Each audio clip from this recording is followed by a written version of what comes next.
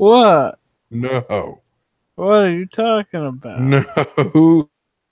Oh, no. I Not this time, don't know asshole. what you're talking about. So, how fucked up are you after the convention? That's a, Um, that's a wonderful way to start things up. let's see. Despite the fact I hardly slept, I still haven't slept because I don't know how to anymore.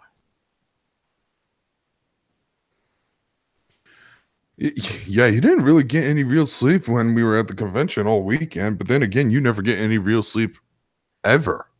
Exactly. There was a But, reason my score for sleep was so low when I played that game. hmm. Nothing much, Black and Silver. Just kind of like getting over like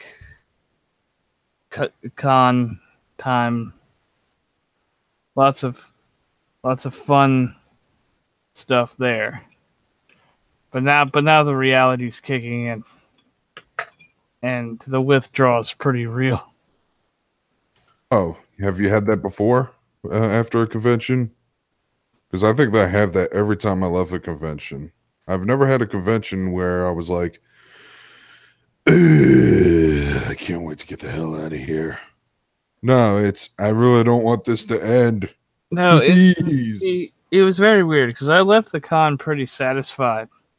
But my thing is like, it's like, remember all that times you didn't sleep and you got hopped up on coffee and adrenaline? Well, here's your punishment. Yeah, mine was the same way, except I never had the coffee, just the adrenaline. And after I came back home, I of course like decided to doze off for like 3 hours and then wake up in the evening and realize, oh, I got some DVDs I could probably watch and stuff. And the following day, I was still pretty groggy for whatever reason and had to take a 2 hour nap before I went to grab dinner. And here we are. Man, tomorrow's gonna feel great when you have to go back to work. Actually, I should be at 100% by the time I do get back to work. It's not going to be a big deal. Hmm, you recover faster than me.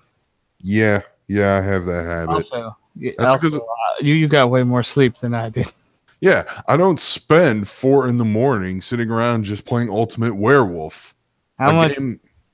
Oh, hold on. Bugso was asking how much booty was there. Quite a lot of booty. I saw quite a lot of booty. I saw very detailed booty, especially when walking by the Starbucks.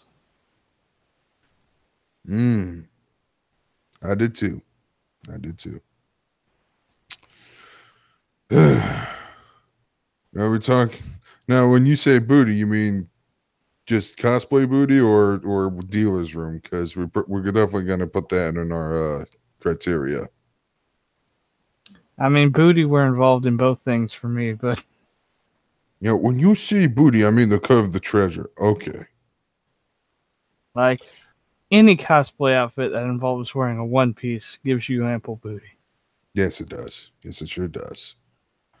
There were some people. There were some cosplayers who did kind of turn it into like a one piece swimsuit. Like I saw this Mount Lady cosplayer. You know how she basically wears a full bodysuit. Yeah. Somebody kind of like modified it to look like a gymnast leotard or something. Well, see, it's not about whether or not they're great, Ghost Storm. It's about the concept.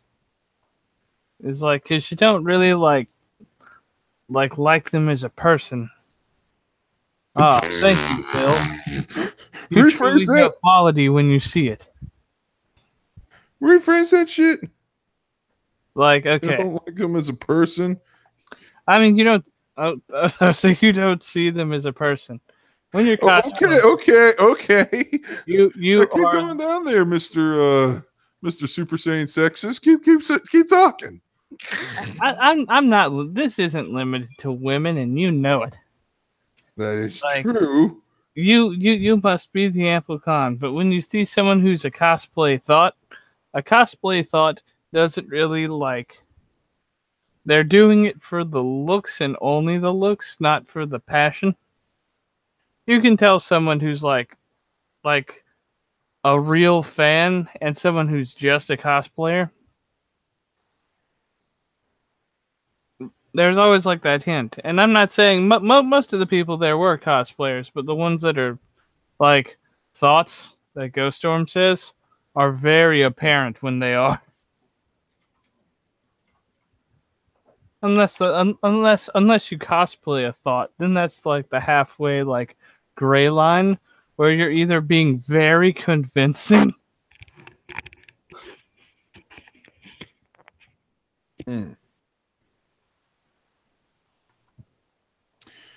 All right, let's see what else is the commentary section. There's Otis. How's it going, Otis? Here's Vmon. All right.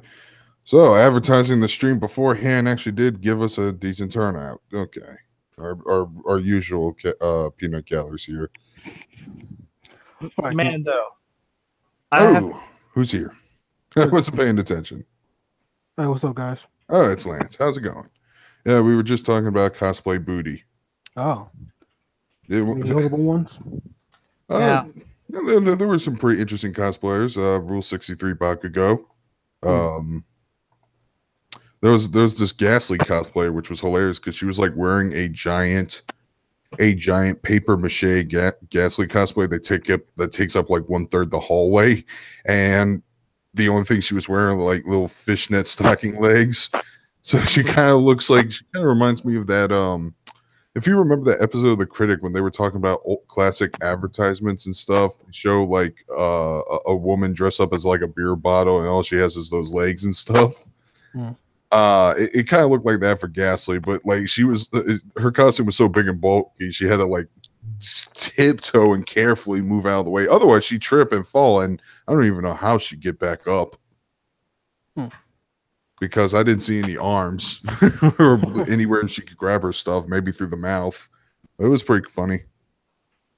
Ghost Storm, you're right. Bakugo's mom does look exactly like him, except she has two things that he doesn't, and doesn't have something that he has. And that alone changes everyone's opinion. Still need to catch up on that. Well, it shouldn't be hard. Yes, there were 18 and up panels, black and silver. There were indeed. Yes, I've only been to like a couple of them, but the one that I'd like to talk about is there was an 18 and up panel dedicated to a man who grew up watching old school anime. That was the best thing ever. And then, what went down in that security showed up.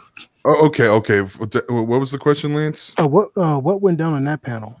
Okay, it was basically just one guy doing a little slideshow presentation, but here's the kicker: as a 50-50 chance of most of these cons. I don't know if you had this experience or anyone in the peanut gallery does, but whenever somebody tries to do an AV presentation, does the equipment always start off not working well? Like the mic's not plugged in, or it's not connected to the speakers properly. Most of the time, yeah. It's a pet peeve of mine that's happening frequently, more frequently than it should, to the point where I think there needs to be some either hotel staffers or convention staffers that need to specialize in this emergency prep situations, because I'm really getting tired of this, and I don't blame it on the con host. Yeah. Hell, if I was a con host, this shit would make me boil blood inside if I can't get things to work properly. Everything could have probably fixed it, but that would involve me like sticking my hand in something that if something did go wrong, I wouldn't really have any control, like the control over. You don't want to get billed $3,000. Gotcha. Yeah. Okay, everything should already be up and working, and everything else you don't. Like you tell the host, don't touch any of the mics, don't touch any of the settings. It's already set. Everything should be ready to go. Yeah. Like all they had to do to fix the sound was lower the gain, but I didn't get a good look at the speaker or like where all the buttons were. I'd have to learn how to do the thing, and I didn't want that in my life. The guy was talking about like the period from like 1984 to I want to say 1994, so 10 years. He's talking about how there was some anime that aired in early Nickelodeon, like what was it, City of Gold or something like that. That French Japanese. Yeah, Johnny Quest. You and your fucking I've watched that show. I know what it is. I like making. I've only seen the intro before, and that's it. I never even heard that show or delved deep into it much. I saw it on one of those, like, cable channels back then that didn't really have any like main programming. They just aired random stuff like that and Kiba the White Lion. No one got arrested, Black and Silver, or at least no one I saw got arrested. Somebody could have, but I was actually away for the convention for a bit. If any of those IDs were fake, someone was in big trouble. Yeah. And I forgot to ask you this. So midway into the convention, right when he was talking about Robotech, a security staff guy comes up and he needed to check everyone's ID, despite the fact that we flashed our IDs at the door, but they did it again. It was frustrating, but at the same time, he's like, dude, if we don't do this and we have an oversight, we won't have a convention next year. And Windsor's telling me, oh, I have some stories to tell you. Windzer, you never told me these stories. I think that was a good time to tell us. It's nothing that big. I may have just smuggled some people into panels that they shouldn't have been in. It's not like it's an uncommon happenstance, but sometimes you can do it. It's just what panel did you smuggle Brandon into? Shh. Don't name drop. And it was just nobody knows. First off, we're not talking about Death Crash. We're talking about a different Brandon that you don't even know. And who cares about him? He's a filthy Smash Journey player. Did you want? But no, like I said, it was no different. But no one came in and followed up. Probably because it wasn't like that packed of a place. So yeah, it's possible. But the other thing is people having fake IDs in general isn't hard. Especially, come on, we were in New Orleans, for crying out loud. Don't you think some people there, and someone even brought up the fact when we were in that 18 and up Exploding Kittens room, that kids are looking older than they actually are every day. Just like Sailor Moon. Anyways. And as a guy at a con, that's always a concern. That is understandable. All right. So yeah, that panel was fun because he was talking about the good old days and some stuff I didn't know about. Some stuff I did kind of know. I knew that subtitles were more expensive than dubbed VHSs, and because my friend has a poster for End of Evangelion on his wall, and the poster actually has the prices on there, and we were like, "Why the hell the subtitle one's more expensive?" But then when he mentioned what the packaging was, those little like those white bookcase like packages, I was like, oh, that might be it. That is a fancy looking box for a VHS.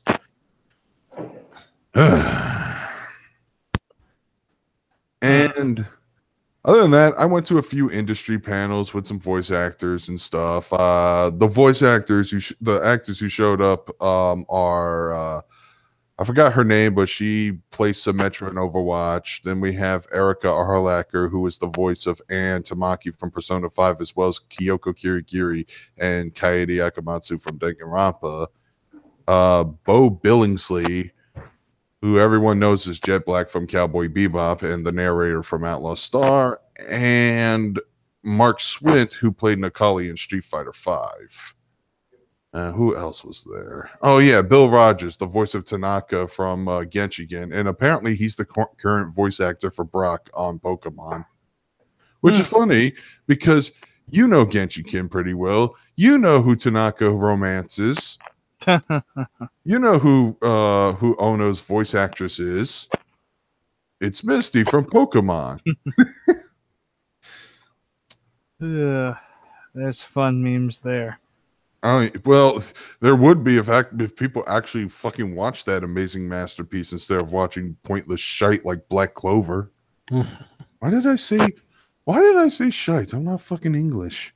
Shite. Did you get to meet those actors? Yes, I did. Actually, I got my autographs very early while Windzer was still entering the convention. He was either still entering the convention. No. You were probably in line for registration. at the time, but I was in line to get those autographs. There was actually no line of registration. I just That is surprising because the pre-reg was actually. What I was doing was trying to navigate the maze that was the elevators to get into the room.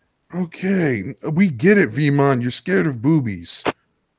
Stop sidetracking the chat, man. People probably have other topics or stuff they want to ask us, and I miss those if I don't see them. I don't have a big audience, but I might miss a question or two if somebody wanted to ask me. My eyes are on the chat right now, but yeah, during the autograph section, I think the biggest ones. Oh yeah, Mary Elizabeth McGlynn was also there. Director of the Cowboy Bebop dub and Hot Ice Hilda. You know her, the major from Ghost in the Shell, all that jazz. The autograph lines were actually really small.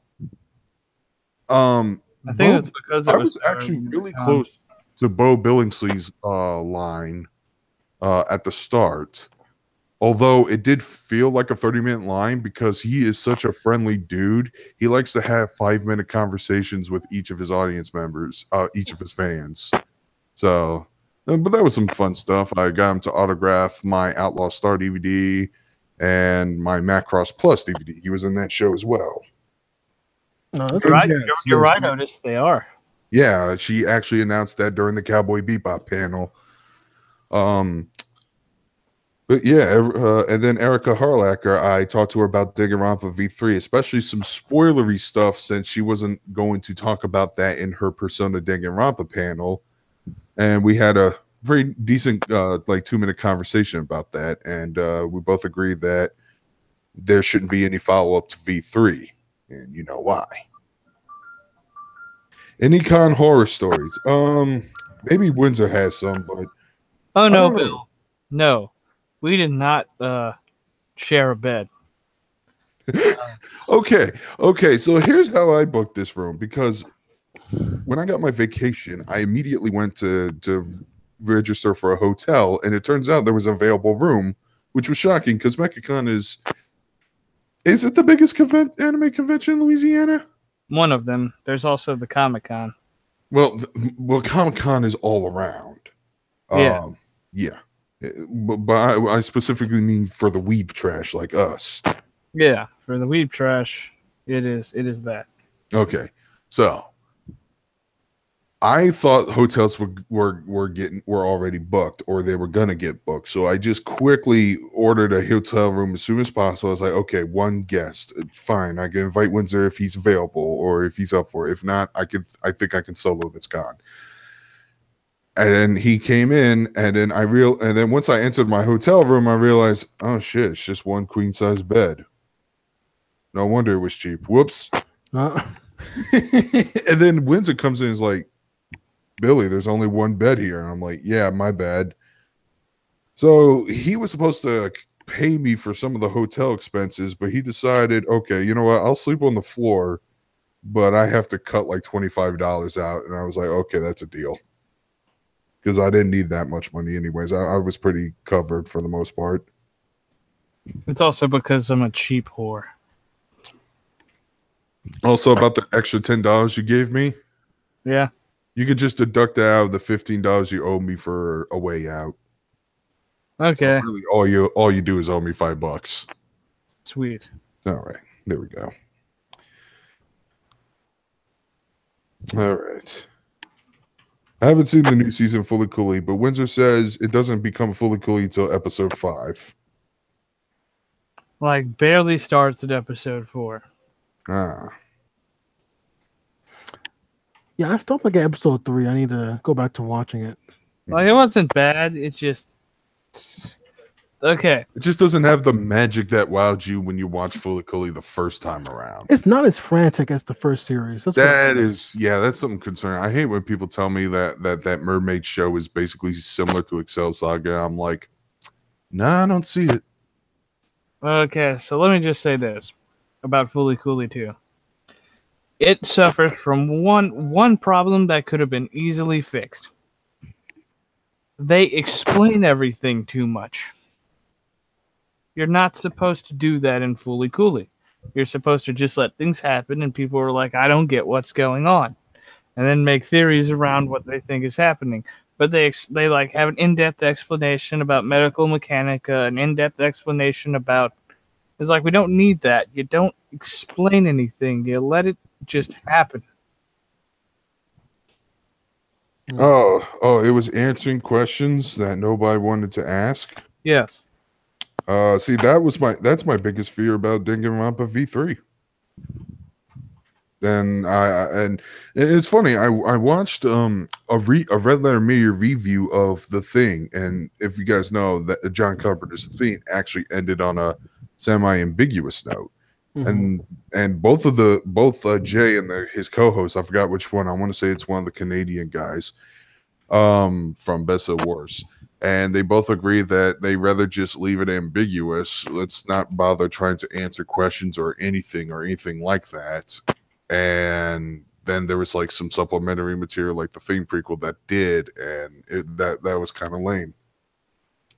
I used to be against like vague, ambiguous stuff because I always saw it as a form of lazy writing. But now I'm starting to see why I don't want answers like, what was the Kessel Run in fucking Solo, a Star Wars soy adventure? Yeah, I do have to say though, I'm looking more forward to Alternative because for one, it's a different team working on it, and it's not a sequel to the original. It's just an alternate retelling of it.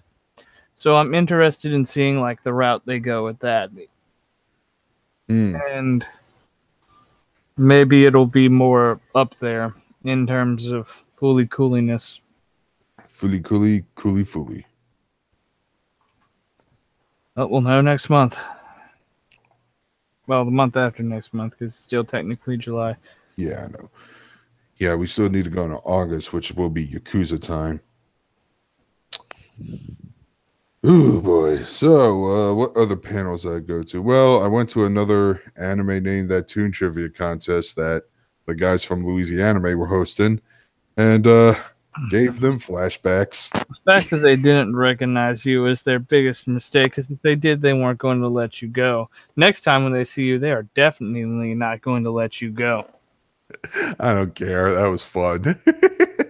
They didn't recognize me because I got a haircut and I trimmed my mutton chops to where they're not as bushy.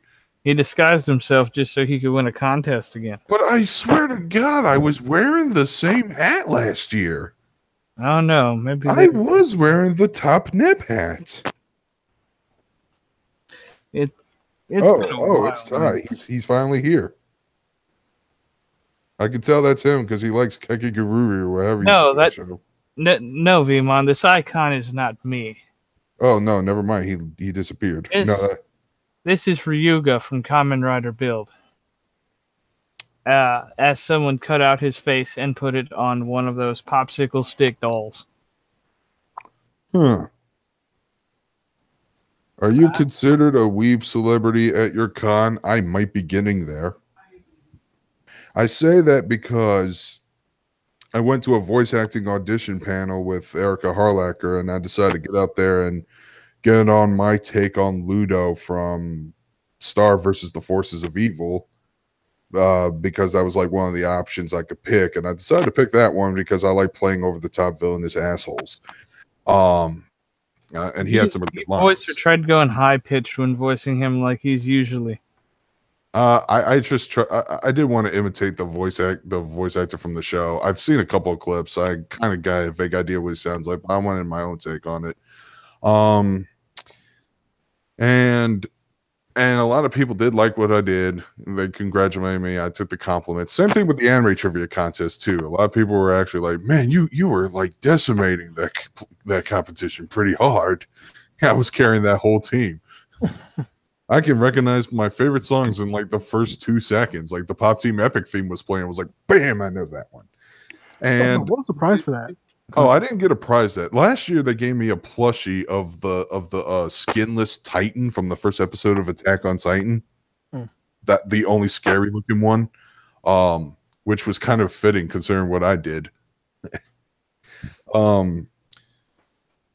I didn't get well. No. I think we just got like a. I think I got like a Hershey's Kiss or a Starburst or whatever. I didn't mind. I wasn't there for the prizes anyway. I was just in it for. You were there to reveal your power level. I get it. Yes. I was there to reveal my true power to go even further beyond. Okay. Anyways, but I also got recognized. While you were taking a nap, I was hanging around, kind of a little buzz from the alcohol. I decided to get a little bit drunk in order to enjoy my Saturday because I was going to hate the fact that I'm going to have to go to sleep and then Sunday will be the last day. I want to say the dude's name was Sam. Like I did. I want to say the guy who knew me was Sam, and he recognized me from a convention last year, a year before. Yeah, because I did another voice acting panel there. And I believe it was hosted by Eric Cherry. Yeah. And I did some voices. I did some record some lines. I was pretending to be Mr. Satan. I decided to, do the thing that went against everybody's wishes. I decided to give my own take on Dio. Or was it Eric Cherry? Was it him? It was somebody from Louisiana last year. And the dude recognized me, and I was like, oh, it's good to meet you. I was like, oh, I'm starting to get a reputation. People were actually recognizing my Top Nep hat this year, so I like that. So you're going to wear that hat at every con now, just because that's how people can point you out in a crowd? I fucking love that hat, dude. I know it's a freaking meme hat from a meme franchise, but I like that hat, okay? Look, it's either that or the Luigi hat, but why would I wear a Luigi hat without the rest of the Luigi costume? Otherwise, I'm trying to be, what's that YouTuber's name? Hot Damn I Rock, when he did that Mario Brothers skit. Oh, yeah. Yeah.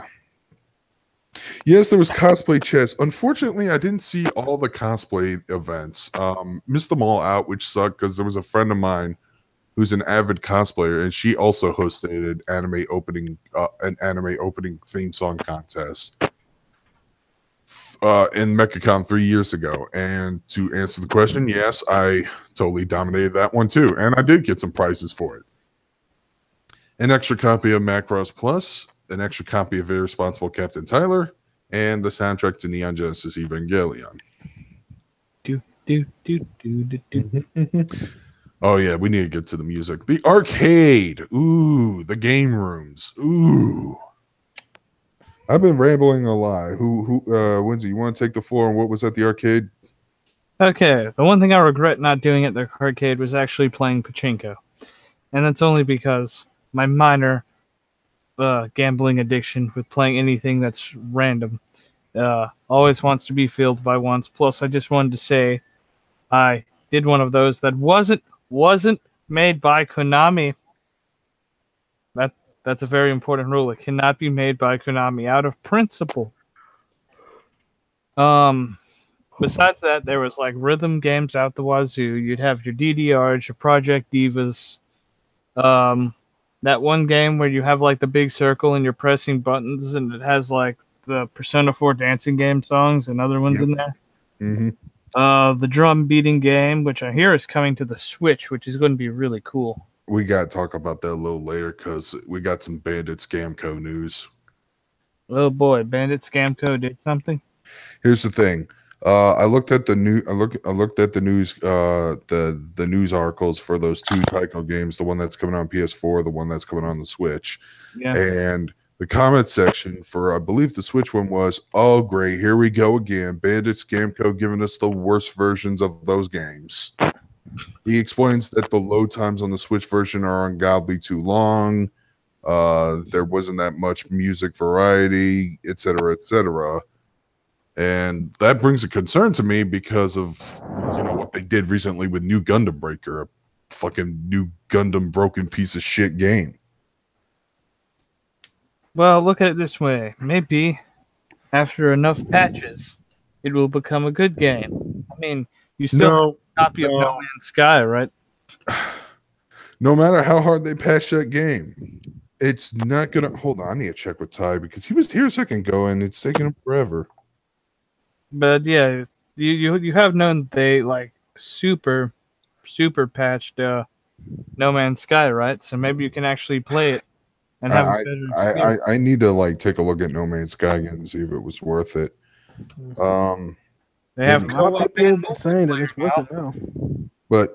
But there's no way they can salvage new Gundam Breakers. First off, those 1-star reviews on Amazon, both Japan and America, they're probably there to stay. Second, why wait for like a month, maybe 2 more months, when you can just pick up Gundam Breaker 3 Break Edition English subs off of either Amazon, which is what you did recently, and PlayAsia, which is what I did a month ago, and I got the game and I'm playing it, and I'm like, oh, there's no reason to go back to the other game. And I'm going to do a series of raids on those 2 games too, by the way. There was no stripper, but there was a burlesque show. There's always one. I did peek into that a little bit. There was a woman who was like cosplay stripping as Zelda, covering herself with the Hyrule shield. It was pretty hot. Yeah, even Japan hates the game. That tells you how much new Gundam Breaker is bad and how much you need to get Gundam Breaker 3 if you haven't. Get the Break Edition because that comes with like $50 worth of DLC. And it has Barbados Lupus. Yeah, there were Naruto. Wait, I'm trying to remember. Were there Naruto cosplayers? There's always Naruto cosplayers. Someone I knew from forever ago was cosplaying as Itachi. Oh, right. Yeah, hold on. I saw a bunch of Akatsuki cosplayers, but they were all wearing masks of congressmen and political leaders like Obama and Hillary Clinton. Yeah, I saw those guys. It's great. Yeah, I saw those guys. They were like taking photos all the time. Okay, so yeah, I don't give a shit about like yeah. You guys know my hate boner for Naruto, but whenever I'm entering a convention, I'm in such a good mood that I don't care about other people's tastes or whatever. So if they could cosplay as Naruto every time they want, I don't give a shit. I'm actually in a much more positive, optimistic mood when I'm at a convention. Trust me. It's kind of weird. Yeah, seeing you happy. That's very out of the ordinary. Oh yeah, I saw the pictures you posted. I imagine the view from your hotel room definitely helped out a lot. Yeah, when I got the hotel room, which was like on the 23rd floor, with an elevator where you can take a complete look outside to your drop.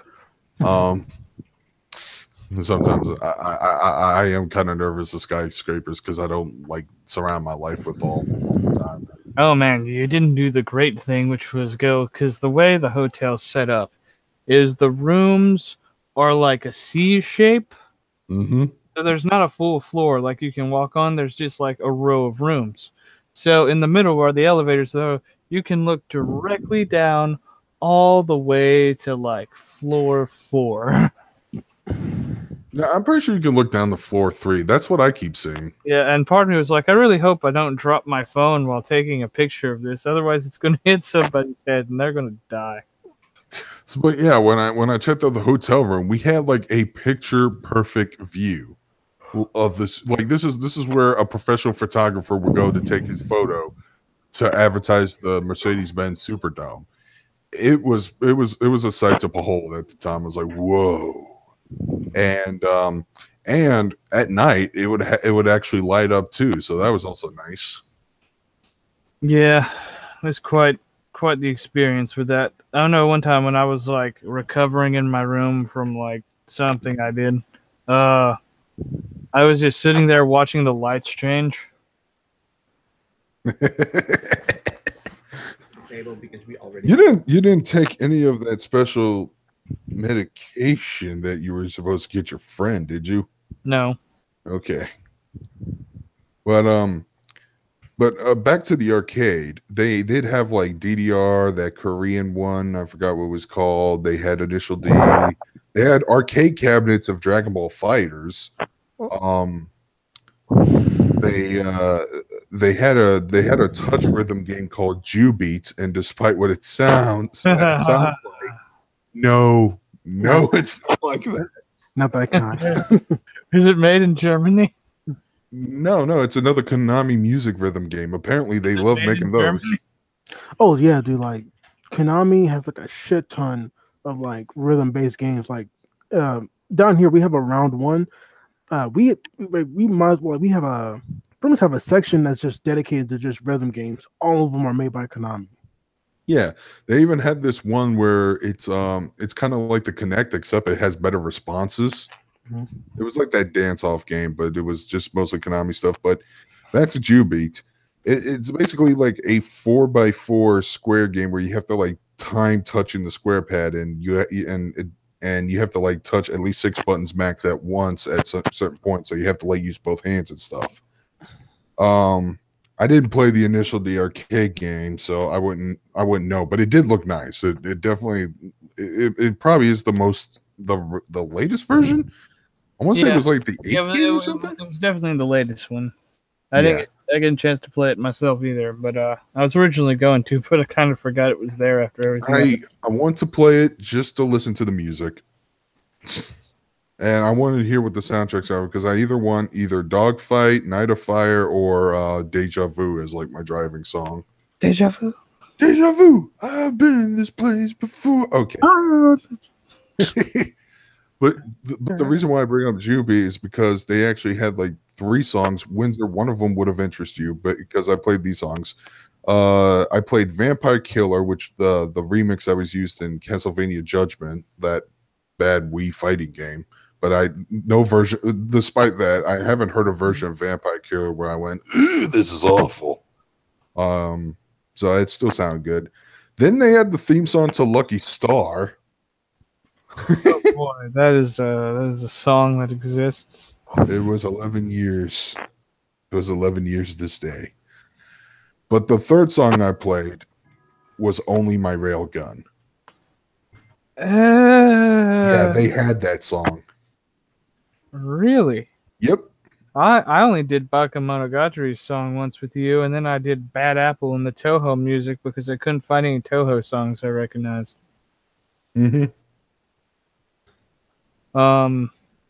I did one other thing. I did make it to do the PSVR demo.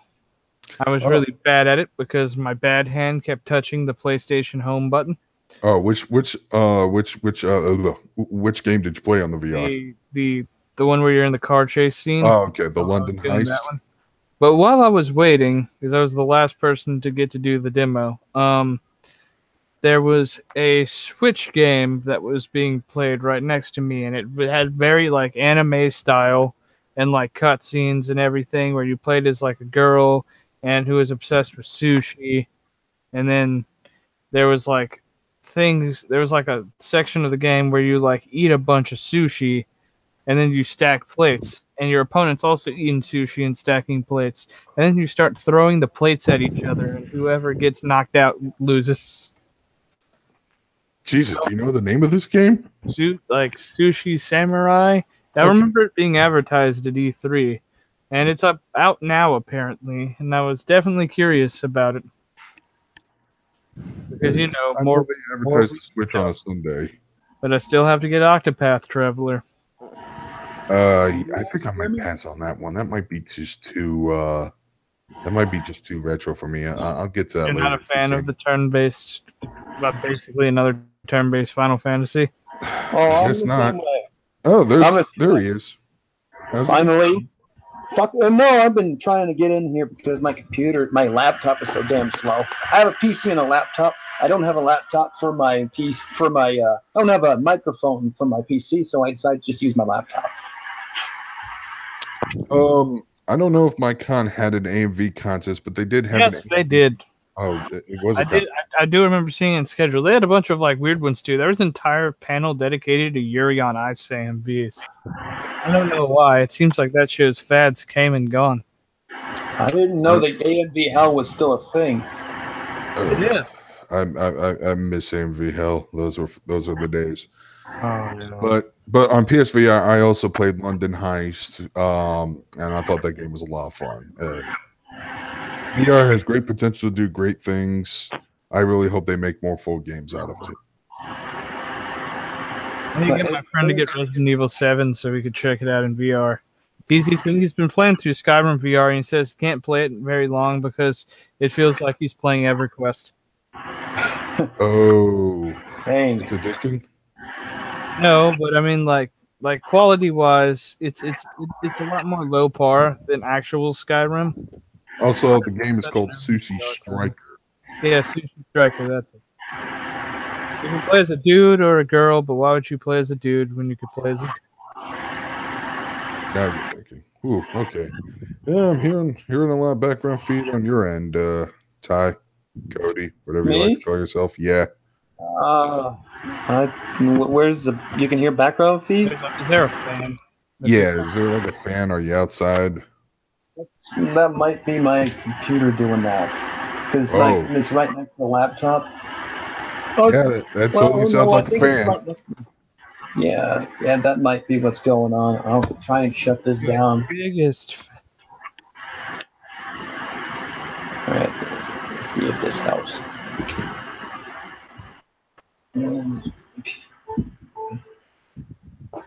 I only turned on my PC just so I could talk here. If it shuts down. You still hear feedback? Yeah, when you're not talking. Do you have I'm not near any fans.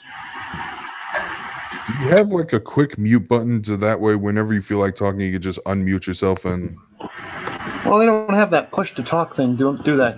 Well, all right.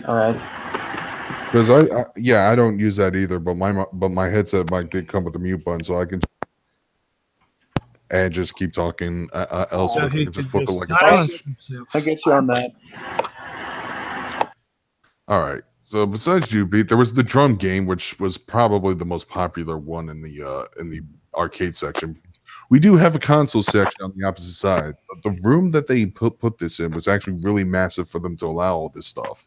They even had a BattleTech VR. Have you guys? I don't know if you guys ever have like a mech core in your convention. I remembered why I don't play much mech core after playing it again. I'm really bad at controlling. For those who don't know, it's basically BattleTech. It's the game BattleTech, but they put it into a simulated room to like simulate the experience of piloting a mech. Windzer and I did a session with these two pro players. I say this because they were dressed in like military gear, even though they look like a bunch of fat, schlubby nerds like us, except older and fatter. But they decimated us. They got first and second place. Yeah, they are like, okay, so who we're playing against? And these two guys, one with like all these like medals on his chest and everything, and I'm like, oh, crap. Yeah, man. And then picked a bad time to participate. And then later on, there was a part where we have to wait like 10 minutes, and they were giving an explanation on how to play the game and stuff. It's like, hey, you guys want to? No, we're good.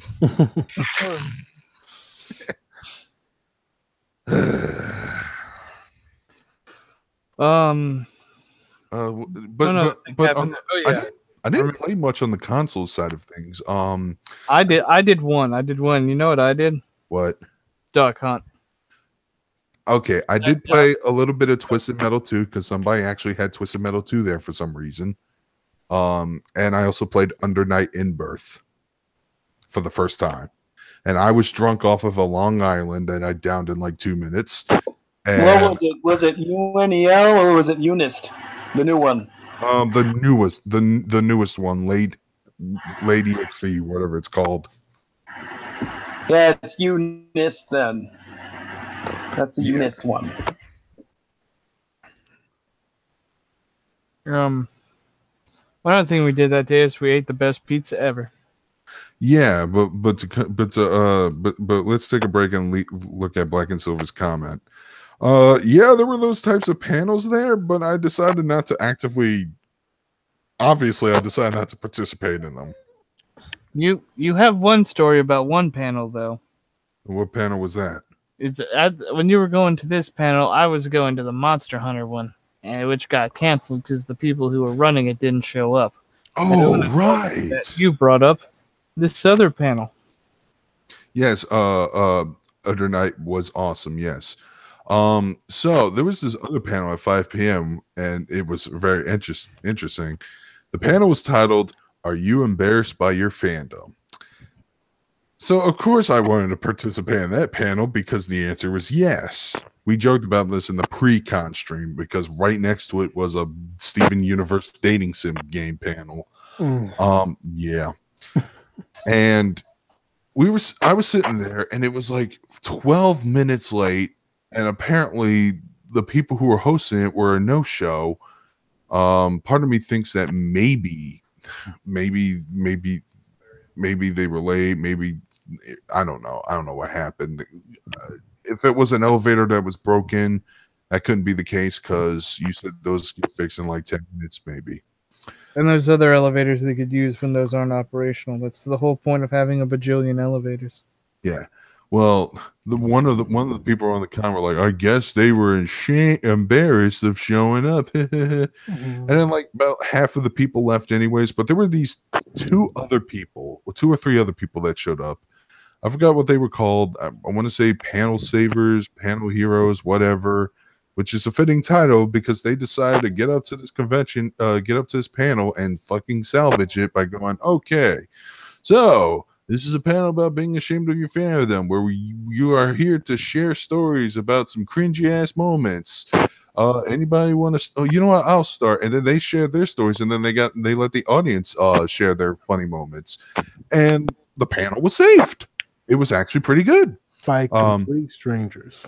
Yeah, by complete strangers who ended up being heroes that day. So I've heard some funny stories. Apparently, there was a black guy who was a Dragon Ball fan who talked about the infamous, "Y'all gotta let people know that Goku can't beat everybody," and he was bringing up the Goku versus Superman debate. One woman read her Lord of the Rings fan fiction, which might have been a foot fetish fan fiction or Hobbit shaving feet or whatever. She actually just read her fanfic from 2013, and it was the funniest thing ever. And I came up and told my story, and I've told the story a bajillion times. It was that Fate Stay Night fanboy who decided not to be a fanboy in like one night. You guys know what I'm talking about, right? He decided to Fate stay away. Exactly. But it was fun. It was saved, and I was like, okay. And was I attending another panel afterwards? A different one? Huh. I don't know what I was doing, but I did get a message from you saying Monster Hunter panel was canceled. And I was like, no show? And he's like, yep. And I was like, well, I got something to tell you. And I was like, oh, and I was afraid that this was going to happen all day to all our panels. I was afraid that the panel I was anticipating the most that night would not be there. Sounds like people just need to be better prepared for their panels. You'd be down there like an hour before the panel starts. Well, I don't know if I could say an hour, but maybe at least at least stand by like the door, or stand by the room. So as soon as their shit is over, you can just go in, set up, and just be ready. That is true. My friend from college actually hosted a Yu-Gi-Oh and a JoJo panel, and he posted on Facebook saying both of them were successes. So I didn't attend either of them, which I kind of feel a little bit bad about. But hey, good for him. I hope he hosts more panels down the line. I want to host a panel, but I can't think of what to talk about. I have good skills. I have the balls to present on stage. I have a really good loud voice I can carry over. I don't even need a microphone in order to talk into a room. You guys know that. Yep. Yeah, some people admitted when I first heard you, I thought you were black. Hey, no, when I first heard you talk, I thought you were black. I haven't heard in a while. The last person who said that was me. That was way back in like during the commentary years, so that's where I actually saw your face. Also, let's talk about some tabletop gaming. I didn't do much of it other than Ultimate Werewolf, which I wanted to get done quickly because I was feeling tired. It was late at night of that Friday. And We also played Exploding Cats Not Safe for Work Edition, which, by the way, the guy who was hosting that was like the funniest dude ever. I want to see him again because he was just being an all around jackass. He's like, I have a story involving him and Werewolf later. oh God. But the one I want to talk about the most is Wide World Wrestling. It is a D20 RPG that's basically wrestling. And I had a lot of fun. I did it twice. No one else showed up at noon. It was just the host guy, and I did a match with him. And I did a finals match on Sunday. And it's pretty fun because there's like because you can because it's not a take turn attack thing. You actually you can actually say, what do you want to do? I want to do a spear. Okay, I'm going to try to do a clothesline. And then you roll, add your stats, and whatever, see who strikes first and stuff. And there's a fatigue system. There's a whole bunch of things. You could do a whole lot of crazy things. Apparently, I didn't see this, but there was a manager that showed up in the session earlier that used the taser and did 96 fatigue damage, which is really, really high. So yeah, a lot of fun things can happen. I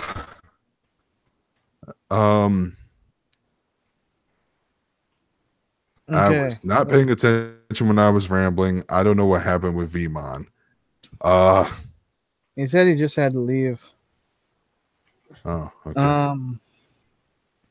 So one of the things that happened with Tabletop was I went to play a game I saw on the list that I didn't hear of, and when I looked at it on Google, I couldn't find anything either. It was called The Last Hikikomori. I go there, and I see some dudes with the Bollywood game out that I also saw on the list. I told them about it. Turns out they were there, and these games were games they were themselves creating, and they were beta testing it with people at the con to get input from it. So I decided to play The Last Hikikomori with them, and it was a group of 3. The game was based around not leaving your house while trying to live a fulfilling life. I could tell the game was in very early concept stages because the art on the cards were just anime screenshots, and the place with the board game part was literally just a giant otaku room with waifu bed sheets, a hug pillow, a bunch of figurines, a computer, a table to eat on, and a seconded table where you write your light novels so you can make money without leaving the house. Which apparently is something that needs do in Japan. So it's I don't want to leave my house ever. I'm going to become a light novel author. And the goal is to be the person with the least amount of social points by the end of the game. You have 6 stats: sleep, hunger, money, fun, collectibles, and loneliness, which is what your hug pillow is for. And your stats, you start at 3 and you can go up or down. If you hit 1, you have to spend. All right, take care, Otis. You have to add a social point to your card so it can go back to 3. And the first person to hit 5, the game ends because they are the loser. They were too social and now they're a part of human society again.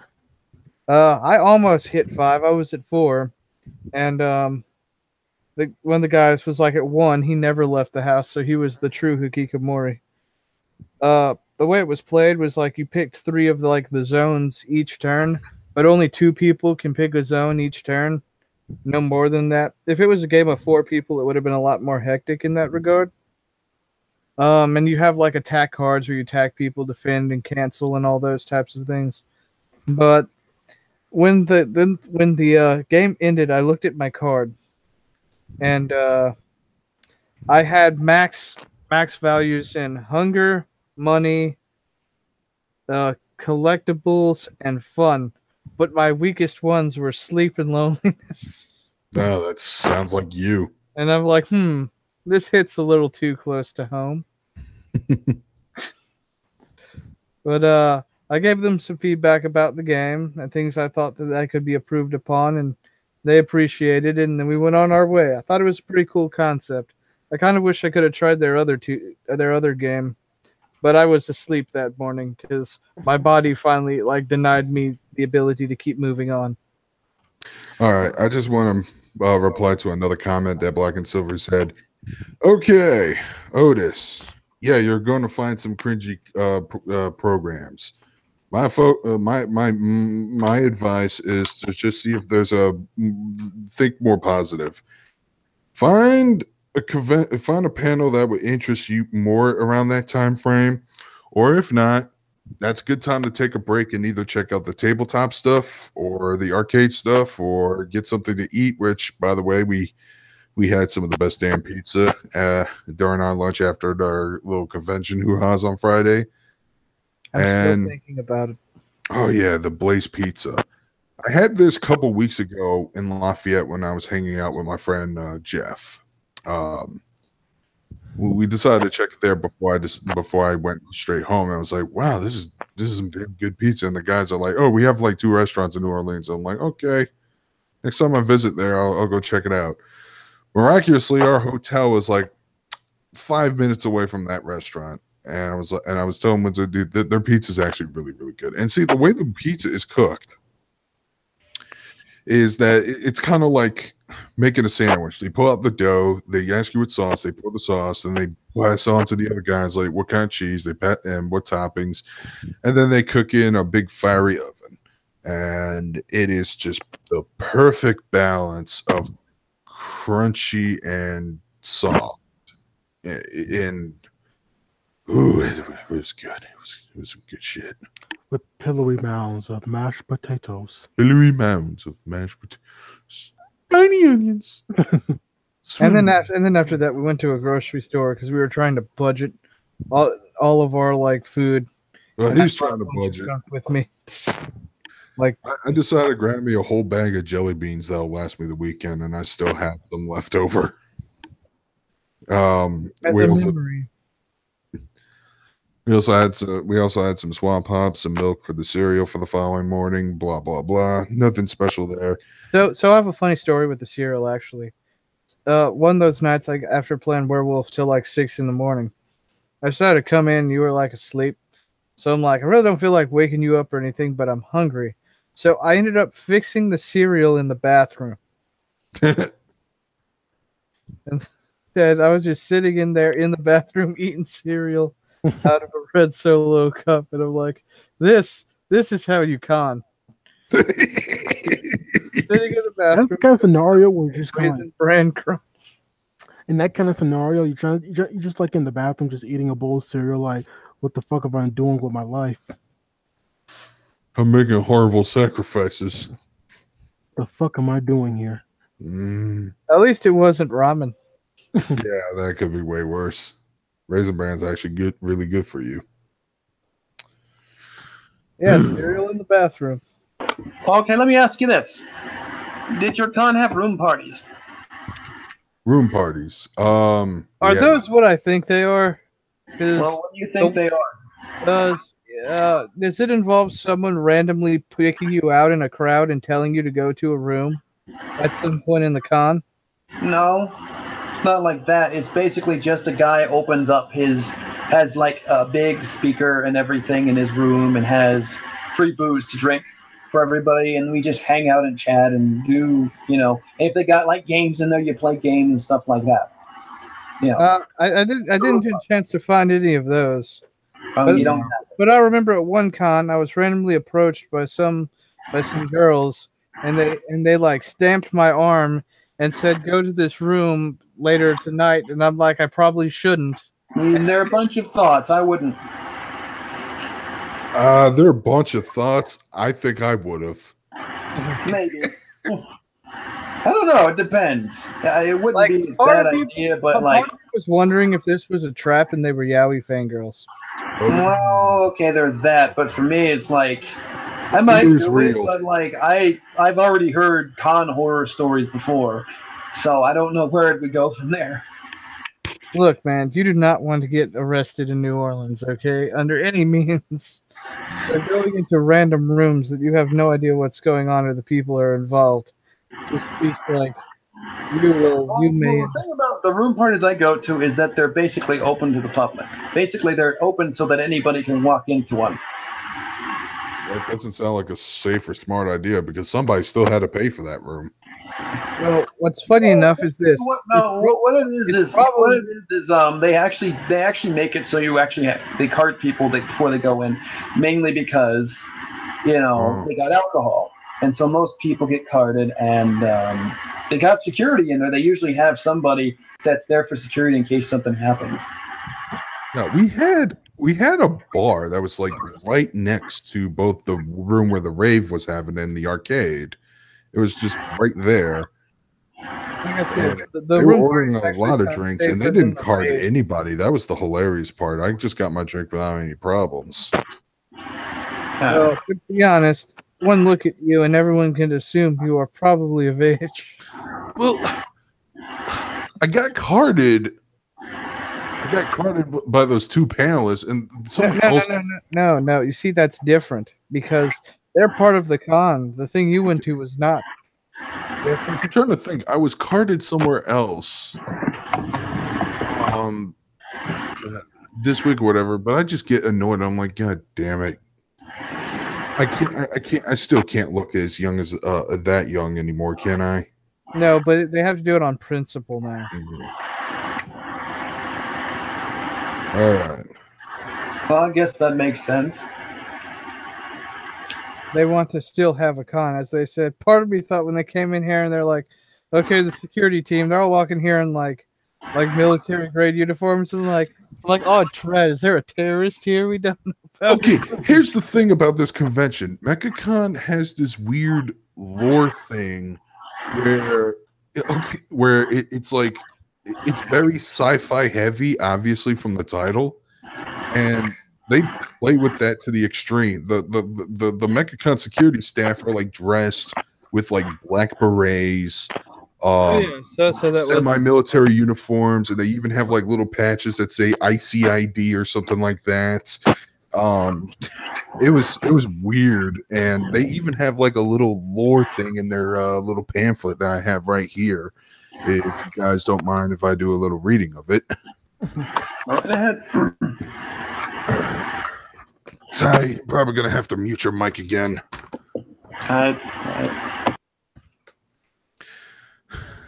Okay, here we go.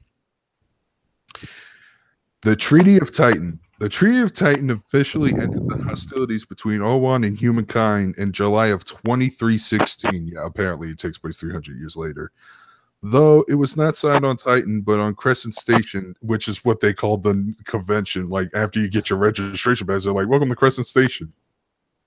The treaty takes its slightly misleading name from the fact that its most important provision grants the remnants of the friendly Owan forces control of an area of roughly 1.6 million kilometers squared of the Saturnian moon of Titan, centered on a former military research post in the southern hemisphere. The treaty also grants the Owan complete autonomy and makes their territory sovereign and not subject to the laws of the United Worlds, on the condition that the Owan neither develop nor maintain any military hardware or technology. Since signing the treaty, the Owan force have become fairly insular and are said to communicate primarily with specific members of the United Forces who were present during the final battle of the conflict. Though sources say the current Owan leader has met with the chairman of the Unity Council on several occasions, while many of the specifics of the treaty have remained secret by decree of the Unity Council, the final result is that the solar system and all human worlds are once again at peace for however long it may last. Yeah, that was on the fucking pamphlet. Damn. Yeah, who cares? Well, at least they pick sci-fi theme. I'm tired of fantasy. I'm really getting tired of like everything looking like a generic fantasy JRPG. We need to bring back sci-fi. We gotta make sci-fi great again. All right, who wants to talk about? Who wants to start with Dealer's Room? Yeah, that's my next question. So what was some of the haul? What was the haul you got?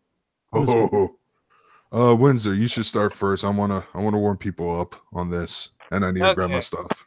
So, I had a very small budget this time around, so I basically went in there knowing what I wanted. I wanted to get a model kit, and I wanted to get something related to like it's something Tokusatsu related and like a keychain and stuff. What ended up happening is I am currently playing. I am currently one of the many people who suffer from playing Fate Grand Order. And the summer event is currently going on, and something I want is going to be available within the coming weeks that I got to pull from the gacha. I saw a figurine of it at the con, and I figured, hey, I'm going to buy this in hopes that it will give me luck when I actually pull for her in a couple weeks. It was only like $25-$30, so I'm like, this is nice. It's Ultra Pendragon, Saber, in a swimsuit, holding Excalibur in one hand and a Super Soaker in the other. And I'm like, okay, I will take that. And I got that, and I got like a keychain of the main girl from that game. And besides that, I didn't get anything else till the following day. I like ran around, looked at like all the booths, including Media Blaster's booth, which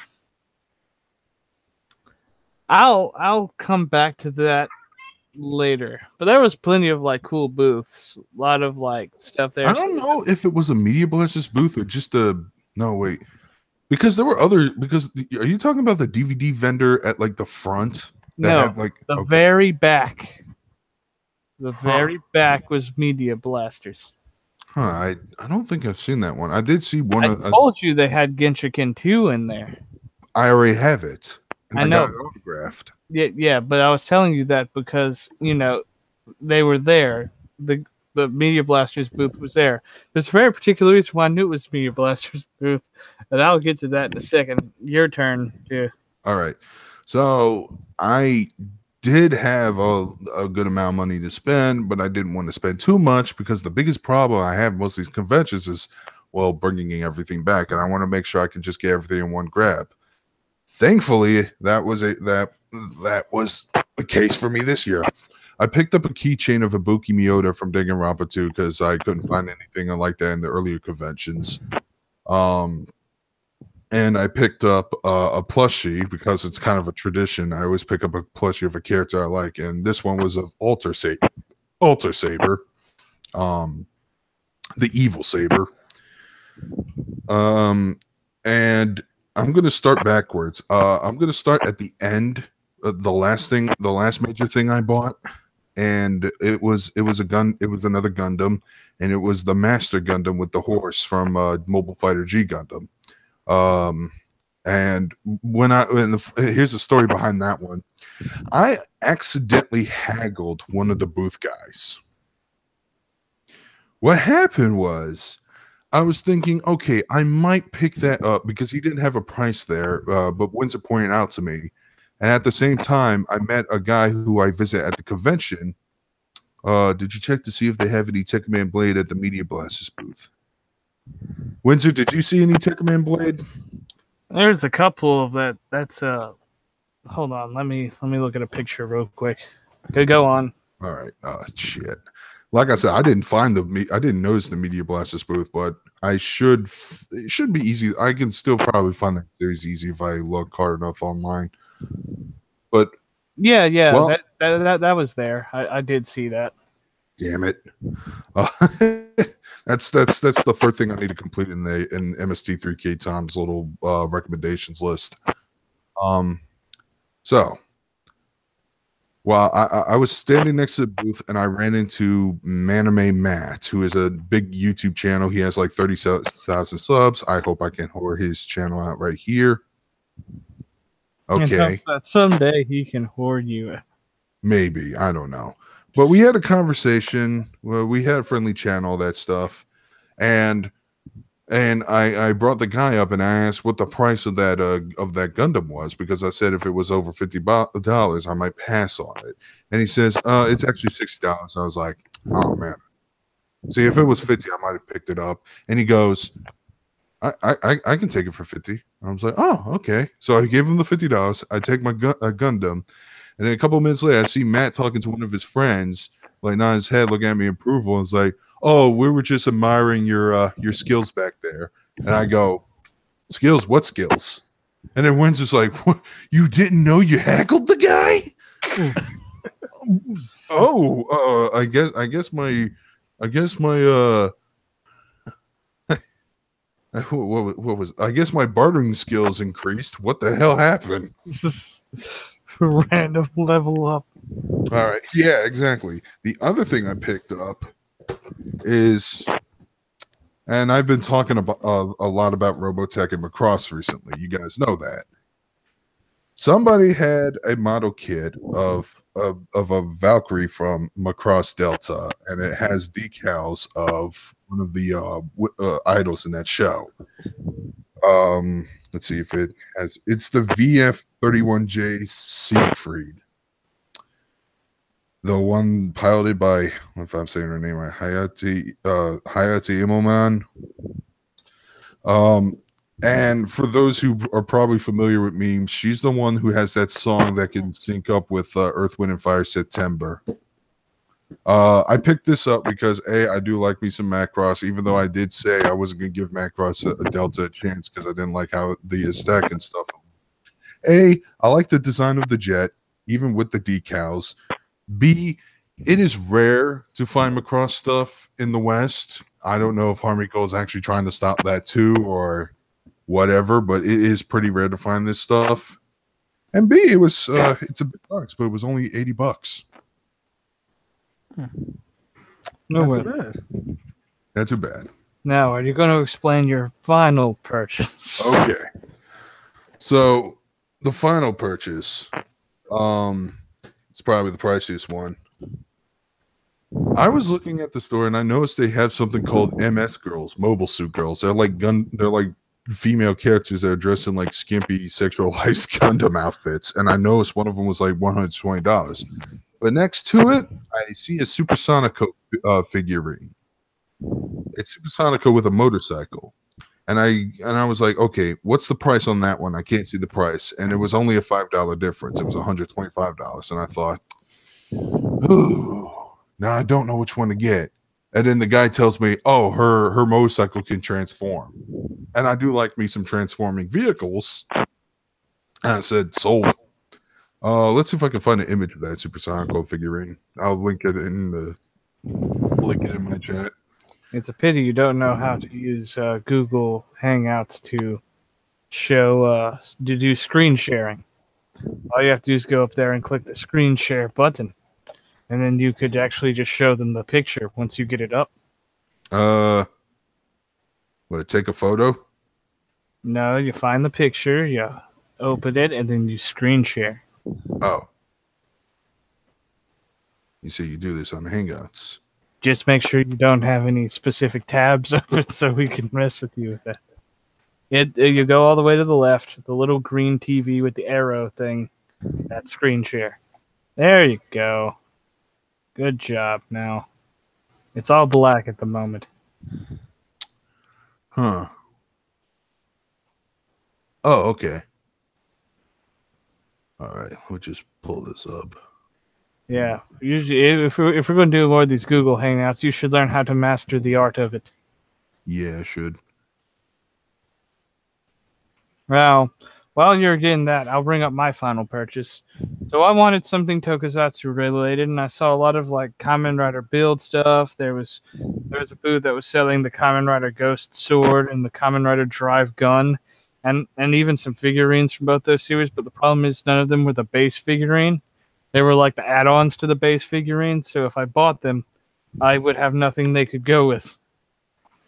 And the sword and guns were like $80, even ordering them off of eBay and stuff like that. So it's really expensive in that regard. So I passed on that. But what I did find was a Kamen Rider Double Luna Trigger Master Grade model kit for like $50 at one of the booths. And I said, when it's a model kit and it's not like Gundam related, I could try it out. One of my friends has one of the same series in his room, and it looks pretty cool. So I decided to go for it and get it. And that was my last purchase of the entire weekend because I only allotted myself a little over $100. Yeah, it did look like a cool figurine. Now, I guess while you're still trying to get screen share to work, I will now explain the Media Blasters booth and why I knew it was the Media I Blasters think I booth. should be able to get this ready. Let's see. Okay, so I knew Media Blasters was there. I looked at the layout of the con thing prior to it coming out. So I mean, I am pretty based, Bill, so that could work out in that regard. So what do you know about Media Blasters besides what anime they have? What else do they do?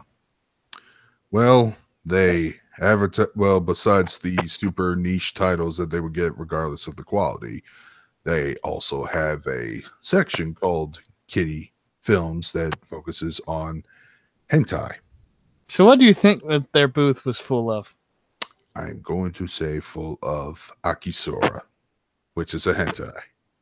They had every single one. Well, not all of the ones they did. I know because I read every single title.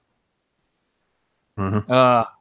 And I'm like, they had some of the newer stuff they've recently been doing because they've kind of revived that section of their company and are starting to import a lot more of them now, which I guess good for people who are tired of seeing pixels everywhere. Inception. Yeah. I finally got working, and every time I talk, you have like, yep. you go into an infinite window of sadness. But they also had a section of doujinshi translated by Faku. Do you know what that is? No, but I can ascertain as what it is. It's a very infamous website in the doujinshi community because the guy in charge has a subscription service where he goes and takes doujinshi from Japan and uncensors them. This would be fine, but because of that, a lot of like series on specific websites got taken down, and it turned that entire community into an uproar because a lot of their favorite artists are now exclusive to this one like website that they have to pay a subscription for to look at their content now. Right. A lot of those monthly magazines and things like that. So well, yeah. Anyways, I'm ready. Okay. All right. So this is the standard form Supersonic with the motorcycle.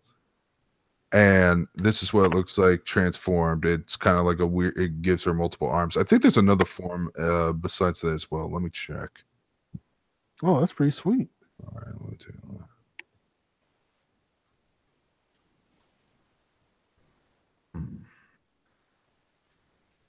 Now, is it like a kit or is it just the model itself? Why did I say bag? I want to say it's the model itself because I don't see it looking like an assembly thing. Yeah, here's this form. I don't think I can get a bigger image. Nope, not that. Big image. Yeah. Well, so much for that picture.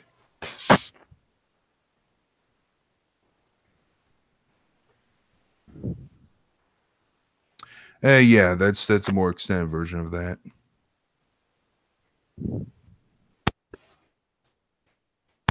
You'll have to give it a second to pop up on screen because it only appears when you're talking. Oh, that's weird. Here it is. I'm just gonna keep rambling because I don't know if somebody's background noise will pick up or something. You guys see it? Yeah, I can see it. Okay. Now I can stop sharing. It looks pretty cool. Yeah. Yeah, of course. There was the Sonic Coney. There was the Sonic anime, but I didn't pick that one up. It's comfy. Instead, I picked up the Go Shogun movie, but I need to finish the TV show first. It was on Blu-ray and it was pretty cheap. I picked up the original Birdie the Mighty, and I picked up the DVD of Ghost Stories. You're gonna have fun with that one. I don't know. I saw the first 2 episodes, and some of it was funny, but other times it kind of just fell flat on its fucking face. It's hit or miss, but the ones that are funny are really funny. It better be funny.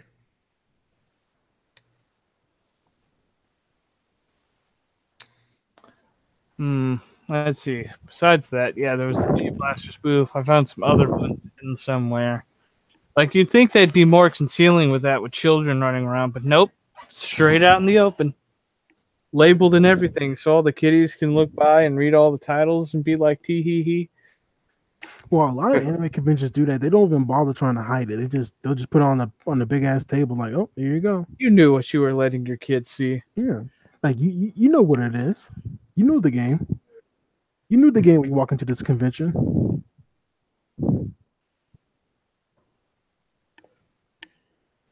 No shame required.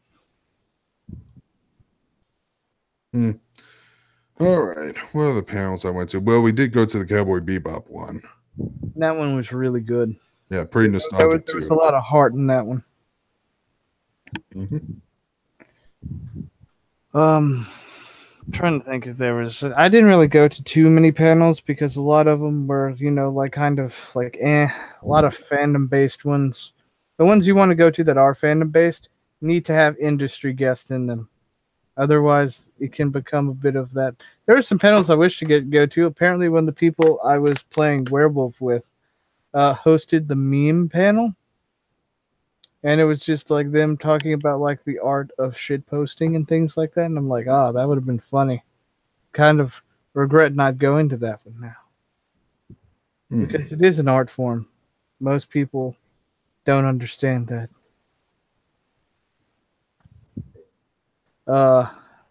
I could always bring up Werewolf, but that's going to get into a much deeper rabbit hole. You don't have a TLDR version of it?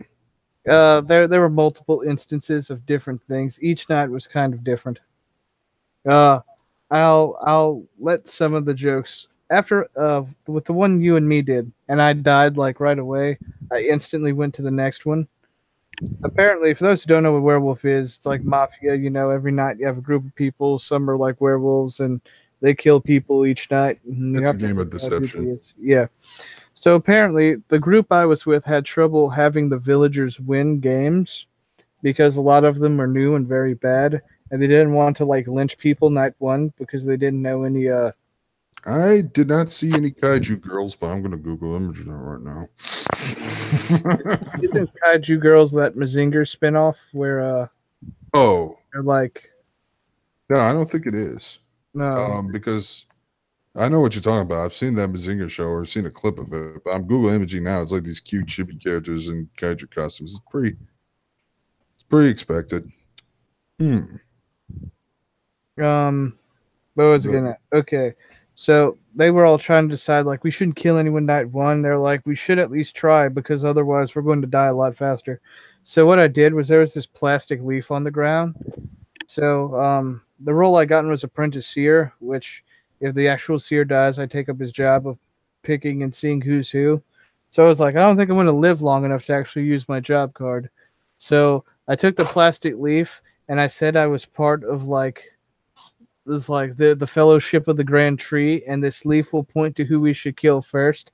And I just tossed it, and it pointed at this one guy. And I'm like, well, the tree has spoken. You have to die now. And then like a group of 6 people agreed with me, but the rest of the group didn't. And then they decided on no lynching. And then the next night happened. Someone died who woke up again. The guy who I threw the leaf at grabbed the leaf again and threw it, and it pointed at me. Okay, so from what I've gathered, Kaiju Girls is a web series that's apparently still ongoing, but it started at it was back in 2016 actually. Well, that's what I gathered from Wikipedia. But I was able and to it's been simulcasting on Crunchyroll. I'll take a look at that. Thank God I have Burv and Amazon Prime. Now you get to watch all the anime. Yeah, Amazon Prime has apparently got some more interesting stuff in there. It's got Happy Sugar Life, Dropkick on My Devil, something else probably that I want to watch. But the guy from Exploding Cats was in that circle, right? And turns out he had a very important role. He was Cupid. His power is that he picks 2 people at the start of the game as star-crossed lovers, and if one of them dies, the other person dies. He is very important later on. So after he threw the leaf at me and we were debating about who we should lynch, me or him, because the leaf pointed at him first, everyone's getting fed up with our junk and decided to kill me. I told them, "Hey, I'm a man of the cloth. You should not do this. This is blasphemy." And they lynched me anyway, and I died as the apprentice seer. They ended up lynching the other guy, and he was the diseased. Which, if the wolves eat the diseased, they're not able to eat the next night. Yeah, because it'll give them diarrhea. So what happened was there were people that still kind of believed in the idea of using the leaf, and everyone started executing them, and they all turned out to be villagers. But the very last one who was a believer of the leaf was the hunter. The hunter killed after getting lynched. The hunter killed the person across from him, who was a werewolf, but also a star-crossed lover to the wolf cub. So that after getting lynched, the hunter killed 2 wolves because he believed in the tree. And his belief saved the game, and the villagers managed to win, despite the fact they were killing villagers like the past 3 nights. Brutal. I'm trying to find it. A few more games happened that night. It was on and off, nothing too different. Come to the next night. This was the longest one. That's when I got there at 11 and stayed till 6 in the morning. Everyone recognized me as the leaf guy, so they were very skeptical. And there was over 50 people there, so half the people were ejected and had to play in the hallway. Whenever you're playing werewolf, one of the things you do is you name the town. So everyone's like, we're going to call it Town Hall. And everyone makes jokes about their names and what they do in the hall. And then it gets to me and I'm like, I'm Santa, I deck the hall. Oh, yeah, you were being Santa and you said Christmas is dead now. Oh yeah, whenever they lynched me, I said Christmas is dead. All right. Well, for those who are curious about the Macross Delta figurine, this is the box that came in at least. And there's a meme of her singing a song, and apparently it matches up with September by Earth, Wind, and Fire. Oh, you guys know that's that where song. that's from. I've been seeing that all over the place. Are you actually going to watch Delta now, out of curiosity? No, because I'll have to buy those fucking Blu-rays, and they're probably expensive. They do have English subs on those Blu-rays because they know the horse shit that's going on, and they probably aren't happy about it.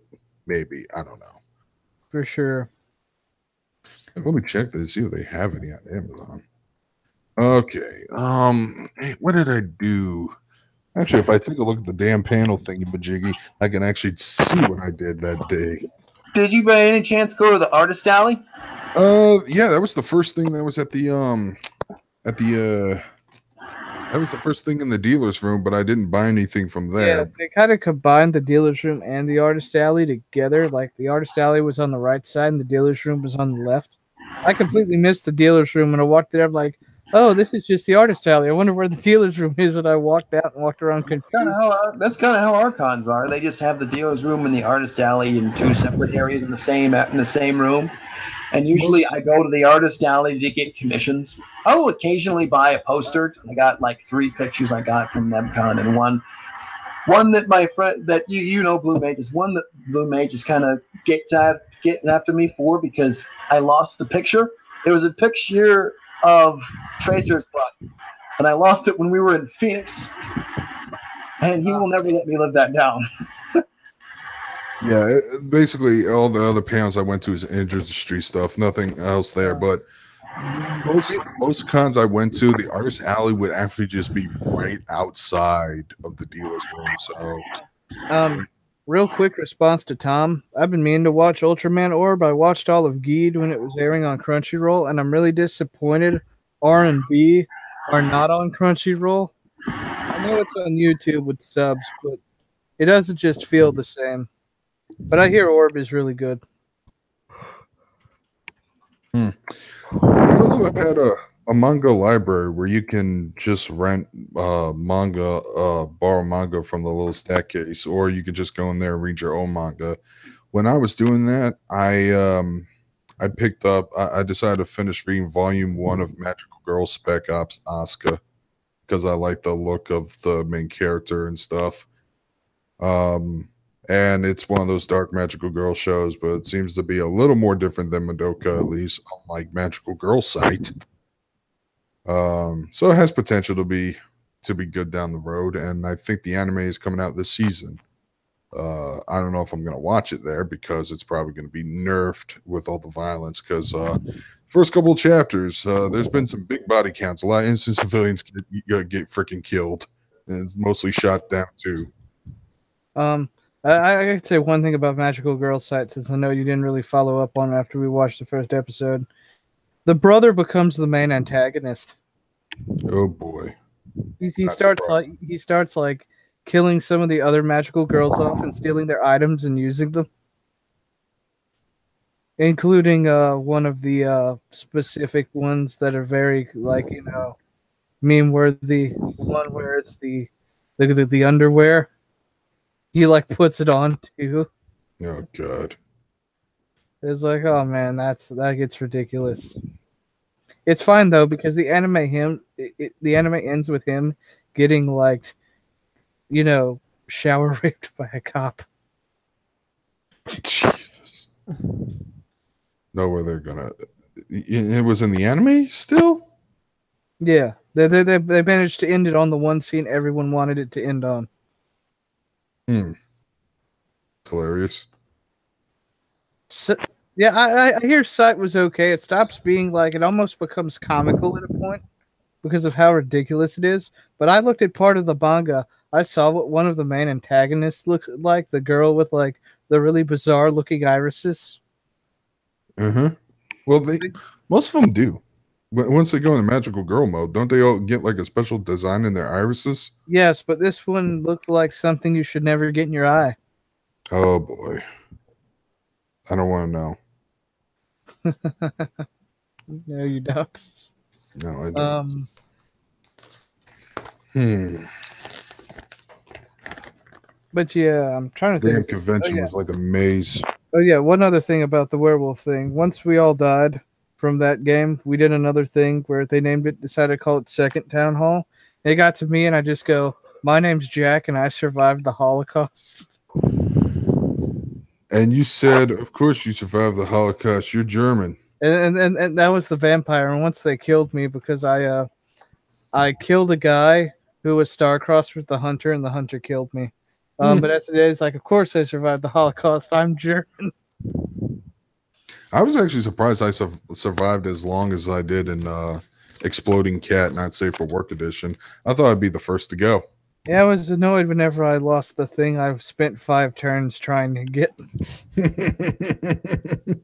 Oh, that game is fun. If you guys don't know how that game works, it's basically you get a set of cards with abilities and stuff, but the point is, if you draw a card and that card is an exploding cat, you have to have a diffuse card in your hand, otherwise you will die and lose the round.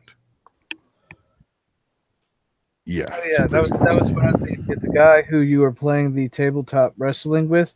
I played Love Letter with when they were in there. He came here to introduce the game, and we felt bad because we were destroying him left and right. He only managed to get one win at the very end. Yeah, that's the same guy whose ass I was kicking when you were there, right? Yeah. What was funny is that he actually beat me in the first match. However, it turns out in Wide World Wrestling, you can do anything. You can actually be a heel and attack him. And I constantly attacked the shit out of him. I was like hitting him on his legs, and then I was grabbing a chair and smacking his fucking knees off. And he's rolling. He's like, yeah, security's not catching on to you. Just keep injuring the fuck out of him out of a salty victory. I was like, cool, I didn't know that was a feature in this game.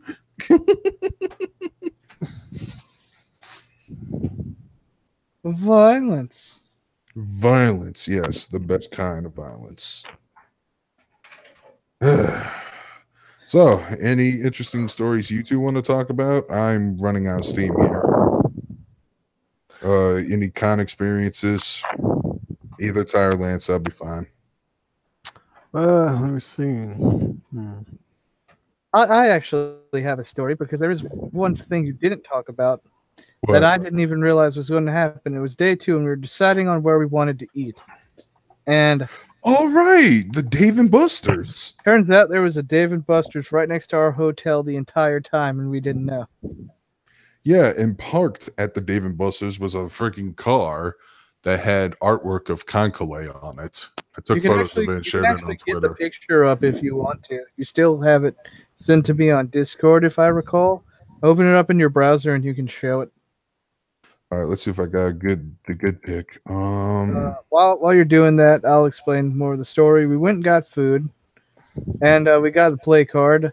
I wanted to do two things there. I am a Halo nerd, and Dave & Buster's has an exclusive rail shooter Halo game that's only available to play there, and I really wanted to play it. But also, there was a VR Jurassic World roller coaster ride, which I wanted to try out because the idea of VR roller coasters sound very appealing to me, and I wanted to see how far technology has improved since the one time I did it at Disneyland. And it was pretty good. There's like a thing where you're in that ball, right? And you have to go, and it's basically Pokemon Snap. You got to go and take pictures of dinosaurs. And I ended up joining like this family of 3 that were there too, and they didn't have a 4th person. So I joined in as their other one. They didn't really take any pictures, and I'm just sitting here with like a perfect score. And it's just them like took 2, 3, 8 pictures. And I'm like, well, I feel weird about that. Well, I after attending that one panel, I did go back to Dave and Buster's, and I did wait online for like an hour for that same VR ride. And yeah, it was pretty fun. It was Jurassic Park. It was on Vive technology, but it was also putting you in a roller coaster chair with hydraulics that actually move in order to simulate the experience a little better, and it was pretty good. I'm gonna say it took you an hour to go into it. It was the line. I think the machine might have been a little, I wouldn't say broke down, but it was a bit janky or something. But anyways, this is the best quality picture I could get you of this Conclave car. Also, it was it just recently rained too while I was heading to the Dave and Buster's, so that could be, the lighting could have an effect on that. This is the vehicle. I can't see the comments right now. You guys see it? Yeah, I saw it. Yeah. All right. Anyways. But after that, I found out that there was a Time Crisis 5. I've only played up to 4, so I played a little bit of that, and I thought that was fun because the way that game works is that you have 2 pedals this time, and depending on which one you press, you get to go into a different cover. You can actually flank enemies and stuff. It was pretty exciting. Yeah, I played Time Crisis 5. The only thing I don't like is what they did to Wild Dog. Yeah, what the hell? Yeah, what the hell, man? Wild Dog was a more serious character, and they turned him into a fucking goofy joke relief with bad voice acting. Mad scientist, like he was the silent. He talked shit, but he was very silent with what he did. Yeah, I know. He was like a stoic merc. I liked him in the earlier games. Exactly. And they turned him into a mad scientist? Like, that is not Wild Dog. Not only that, he's the first boss. How do you make, not only was he the first boss, but he was in a mech suit. How do you make Wild Dog, put Wild Dog in a robot suit? He would never fight in a robot suit.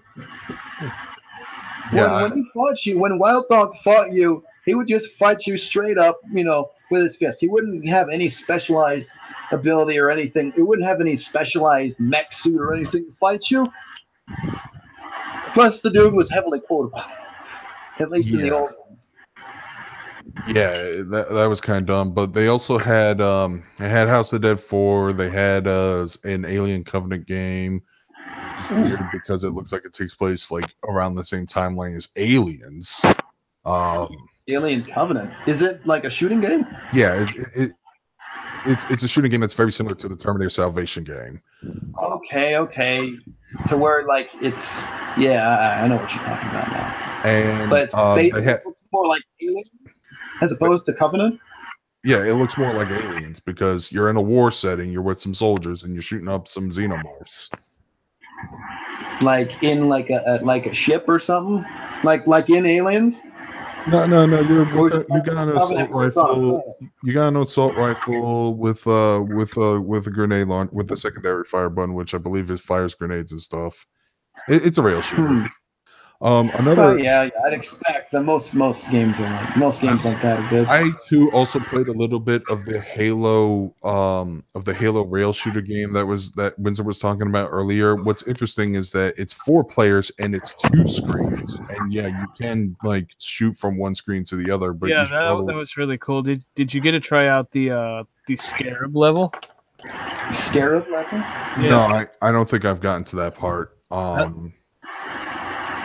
I was in the middle of somebody else's session. I just wanted to play and get it done and head back to the convention to get a drink. But I also played the Luigi's Mansion arcade game. Yes, they have those. No, yeah, that's kind of a surprise. I played the Walking Dead game. That was pretty fun. It's basically House of the Dead, but A, you have a crossbow, and B, headshots are the only shots that count. And there was this one survival horror shooter. I forgot what it was called. It's another sit-down booth shooter. But what they did with this, it was advertised as 4D, which means that you had 3D glasses. They had like a surround sound, so they actually had some like really scary sounds going off. And the chair would vibrate every time a jump scare thing was going to happen. I think I know what you're talking about, Billy. Yeah, it was a pretty entertaining experience. I thought it was effective for what it was. And they also had Star Wars Battle Pod. Oh, what's it called? Dark Escape? I think it's called Dark Escape. Let me check. It had like on the back of it had like this marquee, like see like a silhouette of a woman on the back. Yeah, there is a woman in the game. Yeah, Dark Escape 4D. Yeah. Yep, that's the game. Yeah, it was actually pretty scary. The Luigi's Mansion arcade games made by Capcom. What? Yeah, I believe it is. But if you played Luigi's Mansion, then you know how this game plays. You have a little vacuum gun. You have to flash a light. You have to flash a flashlight and go. So then you have to pull them in. It's first person. And what's interesting is that every time you suck up coins with the vacuum, it does like have a little vibrate click, so it does simulate the feel of getting them coins. Huh. I have to say, at one point, if I just get some money together, I would go to New Orleans just to be at that Dave and Buster's all day. Well, that sucks, Tom. I was hoping your conventions are also pretty entertaining. But another arcade machine, I played the Star Wars Battle Pod, which is not the Star Wars arcade game from a decade ago, but it is pretty similar because one of the missions is take out that Death Star. It was pretty fun, and that's the only mission I did. And yeah, it was actually a little easier too. But then again, the Death Star mission was the easiest one. See, was there anything else I played? Anything else? That I want to say that might have been it. The food was actually pretty good too. Yeah. So yeah, Dave and Buster's, the Chuck E. Cheese for adults. The only difference is they have cards. I'm sorry, I hate the card system for the arcade. Most arcade restaurant places are actually using that currency form. I've seen it happen with Gotti Town. I've seen it happen with this arcade place that was right next to Windzer that we went to in Louisiana last year. You remember what it was called? Quarters. Yeah. So why don't they just call it cards then? If they're doing that. Mm-hmm. Well, it's a lot easier to store stuff like points and tickets because they have those, get all these tickets and do that. I can understand that. My biggest complaint with it, though, is just you're not able to keep track of it, of what you have as easy as you had with tokens. With tokens, you knew how much you had because, like, you could just look in your pocket and, yeah, there it is. But with this currency system, like, you don't know what you have unless you have a little meter or something that tells you. But even then, you sometimes often forget. And not to mention, I don't know how they measure their prices. I mean, here you can be like 2 credits, okay, 2 tokens or 50 cents. And here some machines are like 6.6 or 9. Yeah, and there's some that get like 20. There's some that you'll give you a bunch of tokens for $20.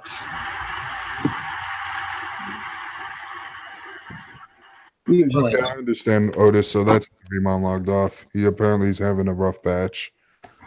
I didn't go to any panels on. Well, I went to another anime named that tune, but it wasn't a competition. It was just, hey, let's listen to some music, and if we guess what it is, we'll shout it. And I was able to get some things quick, like Azumanga Daioh and whatnot. But this is the other guy behind me who was doing just fine. But yeah, there was no other panel. I didn't feel like going. We actually left pretty early because that was our latest checkout time was 2 p.m. So I couldn't go to the "Is Japan the Country for You" panel. The official weed panel, huh? Yeah, I do want a vacation there one day while I still like the fucking anime and shit. Well, I would too. Not just for that. I just want to go to their arcades. I mainly just want to go to their arcades. Maybe visit like some of the big fighting game players outside of Kuroda. You guys know what happened with Kuroda. No, I don't. What happened? He was arrested for molesting a minor, a 14-year-old. You know the guy who played Q, who plays Q in Third Strike? Yeah. The news came out, and yeah, his Third Strike career is pretty much done at this point. Dude, I keep hearing more stories about that more than I should. It's damn.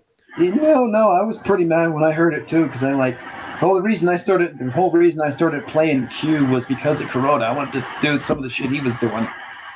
Yeah, I think I've seen the same gameplay move. Was there a match where he was fighting a young player and he got him down to a pixel of health, but he made this sick counter?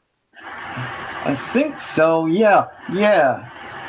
God, that was such a good match, and it comes from a horrible degenerate male. That he was also a Hugo player. No, he played everybody, but he mainly made Q. Like I myself, I made Hugo. I would like to try out their arcades, especially the Gundam machines, because I had a friend who served in the Navy and he went to Japan for a while, and he did tell me about those Gundam arcades. I want to play that table flipping arcade game. Oh yeah, that game is fun. Fun too. I got that at my round one down here. Like that's one of my favorite games to play. Not only that, but there's also a remake of the game Sonic Blast Man that came out recently that I wanted to play. Oh, they also had an arcade machine. They also David Buster's. They also had an arcade machine of Rampage, but it's the classic Rampage game, but they use the visual art style of the current film with Dwayne Johnson in it. Oh, but it's still like the old. You play as these creatures and you just bust places open. Yeah, bust buildings, still that. Eat people. Mm-hmm. Oh wow. Yeah, I don't know. Maybe New Orleans is a pretty popular city in the country, so that's probably why they can have a much more versatile convention all the time. Let's see. La la la la. Okay.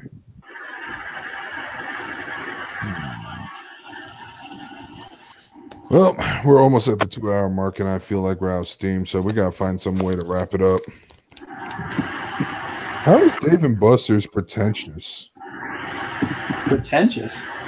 That's a weird thing to describe a restaurant.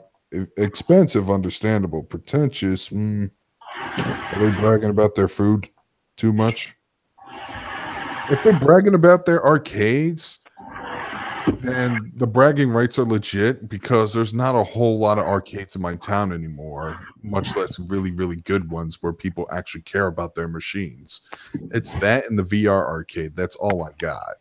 Well, the only one I got is Dave and Buster's and Beercade. It's basically it's Barcade, and they actually do give a crap about their machines. They also charge. They're the only arcade so far that actually charges, that goes back with the old quarter system, because they make most of their money from the beer and alcohol they sell. So they feel like there's no point in using a card system because most of their money goes into all that alcohol that they sell. But even then, like they have like they take very good care of their machines that they buy, and upon request they'll get a game. Like if you ask for like TMNT, if you ask for the Simpsons arcade game, then they'll have it. The only one they haven't been able to get is a Third Strike cabinet. Because apparently, from what I've heard, the Third Strike cabinets are very expensive. Like when you compare it to all the other ones. Is it those Japanese Third Strike arcade cabinets where you actually sit down? I don't think it is, but if that's the case, I can understand why it's so expensive. Because a game store in Lafayette actually had that machine for a while. What is it? I was actually blown away by it. Is it the Blast City or is it the Versus City where it's like two arcade machines hooked up to one? No, it's the single one. Because I just recently played when I was at the Colossal Con, they had the Versus City ones with the two individual plays. It's actually a lot more interesting to play on those because you don't know who you're playing. Well, the Dragon Ball FighterZ arcade machine was like that, but unfortunately, it was still side to side, but it still had like two monitors. Maybe it is designed to be put like the one behind it. Speaking of, is High School Girl got an official sub release yet, Windzer? Or is he falling asleep? I'm still alive. Well, did you get my question? I do not know. I'm looking it up now. Okay. So I do want to watch that anime. It sounds like something right up my alley. High School Girl. I would ask him to mute himself, but we're almost out of time, so. Yeah, we're about to wrap it up. Yeah, I thought 2 hours is just fine. Thank you, Tom, for showing up at the stream, though. I barely see you anywhere else, so much appreciated. No, you too, but I'm talking about MST3K, Tom. I think this is the first time he's ever been to any of my streams, or he's seen it. Well, I mean, you see me on Facebook all the time. Yeah, I know. High School Girl. Okay, so Japan. Okay, it's been broadcast since the 30th of July. I'm surprised a lot of these animes aren't getting like streamed. Yeah, what the friggity fuck, man? Okay, let's see. Stream.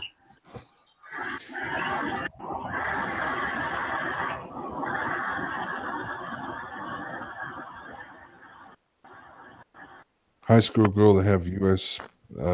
premiere at Otakon. Okay, that's weird. I'm not seeing any. Wait a second. Yes. What? Control F. N-E-T.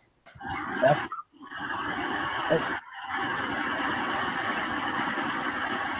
Noise. Let's see.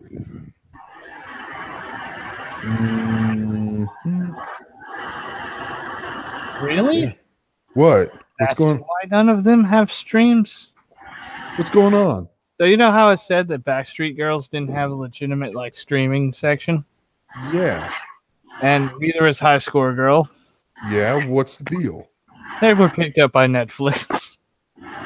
What? We won't be able to watch them until after it completely airs.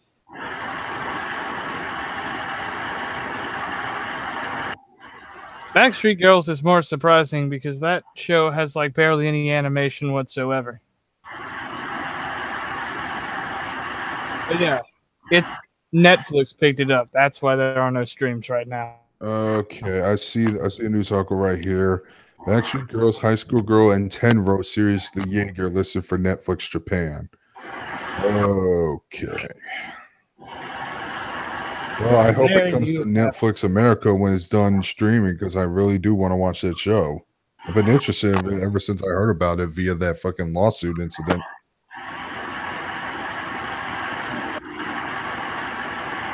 Now we know. I am going to get that Tycho arcade game, probably the Switch version, though. That seems to be more appropriate for the motion controls. People are actually auditioning for Mr. Enter's shitty little show. Didn't it not make its Kickstarter goal? Which one is it? He was trying to get an animation project up or something. I forgot what it was called, but I saw the page and it looked What was cringy it? as hell. What was the show? I forgot. It was something that was mentioned on Rob's Facebook page. Well, what was the name of the guy who guys kicked? What was the name of the guy? Mr. Enter. Oh, that fucking faggot. Yeah. The one I admittedly used to watch because I thought he was entertaining, but the one that goes a little too far on kid shows. Admittedly, I can understand some things that people get mad at regarding kid shows, but he took it like a punch to the face. Not only that, he doesn't answer critics, all that shit. Yeah, I didn't know. I heard about him having a Kickstarter, but I didn't know if he actually succeeded at all. It was never going to succeed. Apparently, he's been going around trying to pitch that show to television networks. It made me really mad when The Loud House got popular. People actually edition, blah, blah, blah. I would get the PS4 version of Tycho, but since it's a rhythm game, it doesn't need that much focus. It makes more sense for a portable console. Plus, I think they are going to do something with the motion controls on the Joy-Con, so hopefully I can at least simulate the flinging of the wrist or the banging of the drums. I'm pretty sure it's going to come with a peripheral set, but I don't know if I want that. I don't like the idea of having peripherals for like just one game only. I think that's why people got sick of Guitar Hero and Rock Band. That would make more sense why you would buy the PSVR set bundle, though, because it actually comes with Move controllers. Well, the Guitar Hero and Rock Band kind of burned out real fast. Do they have the Ninja Turtles arcade game? No, they don't have any of them. They don't have the classics. I heard there was a new one that was in the works or something. Don't know what that's going to be like, though. How much you want to bet they're basing it off that new one that's supposed to come? I was told it was going to be like its own art style, or at least I hope it is. I hope they don't base it off that new one coming out. It could look like the ones from Injustice for all I care. No, that's fine. Yeah. Now, if they make it like Turtles Prime, that'd be nice. True. Or I mean, if they go back to classic '80s, that'd be cool too. Or maybe they make an actual good remake of Turtles in Time. Yeah, the one that they made. I forgot about that one that was made a couple of years ago. Yeah, the one they made it was more like Turtles in Time for the old 2004 remake, but it wound up just being a really, really crappy version of the arcade version. Mm-hmm. It wasn't like the Super Nintendo version where they had like 2 extra bosses. Which, by the way, I had the original Turtles in Time game for Super Nintendo. I've rented it, and it used to be at my skater rink, the arcade version at least. Yeah, I have both. I have the arcade version on emulator, and I have the Super Nintendo version since I own a Super Nintendo. I actually do agree with the fans. I actually think the Super Nintendo version is the better game. Yeah, I don't know when I'm going to stream, but I usually mostly do it on PSN as well, so you may have to add me there if you have a PS4. But yeah, I'll be happy to have you be happy to have you in the chat again, Tom. Tell me where you are, and I'll share the link. In the meantime, yeah, I think now's a good time to wrap things up. It is. We're almost there. So I am not watching the new TMNT series because I don't hate enough to really care. So it's not so much hate. From what I've seen from people said at San Diego, it's not like a bad show. It's just really jankily animated. Like very jarring sometimes. All right. So, anyways, I have to wrap things up here.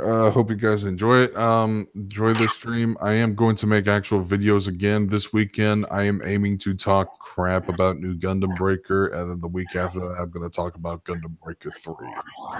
So, with that, this is Darscream signing out. Later, guys. Later. Let's see you later, guys. All right, and we are out of here.